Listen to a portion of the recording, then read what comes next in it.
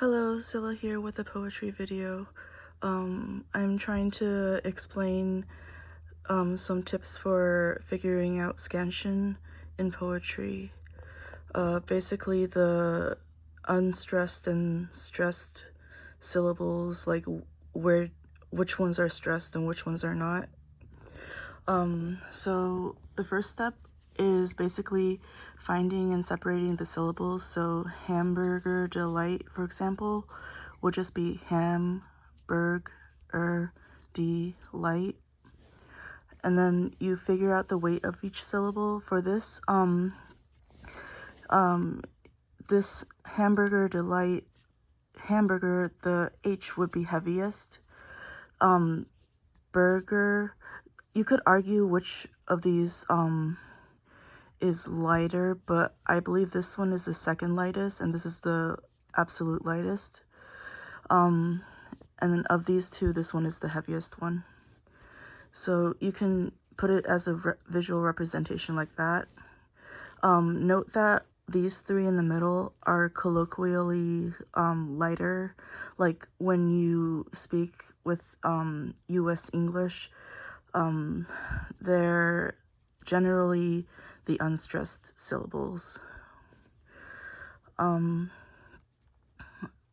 So like if you were to say hamburger, those two are less stressed than the first one. And then the third thing to do is to compare weights. One thing to note is that you want to compare between and D, because you want to figure out between these two, since they seem to be on the same level, like which one would be heavier. So I believe that between those two, the heavier one is so this would end up stressed and that would end up stressed.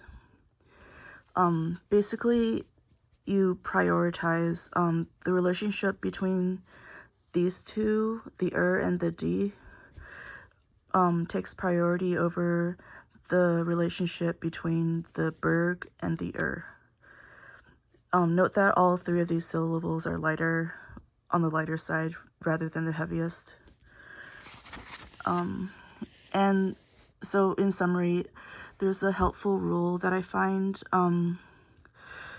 I figured out that in general, like this might not be a hard and fast rule, but it seems to work in general.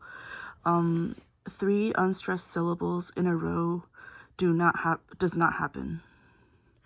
So if something like this were to, in theory, happen, this middle one would be raised and become a heavy syllable. So it'll be like that. So that's this was why this works. Thank you.